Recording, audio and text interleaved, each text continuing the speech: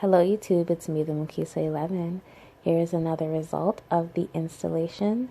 This is done on relaxed hair. My client had about 4 to 5 inches of length. Her natural hair texture is very fine and very soft. These are the lock extensions. We used 60 of them. She has 8-inch locks that are small to medium. That is 0.7 to 0.8 centimeters thick. The color is 1B Virgin.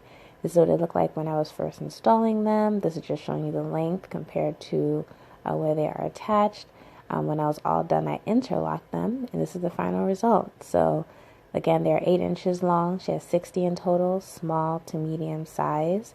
The size that you get and the amount of locks that you need overall depends on the density of your hair and the size of your head. And her hair is of a finer texture, but we were able to pack it in and still make it look very full. So thanks for watching. You guys can check below for more important information if you're interested in booking or purchasing the locks. And I'll see you guys in the next video. Have a fabulous day. Bye.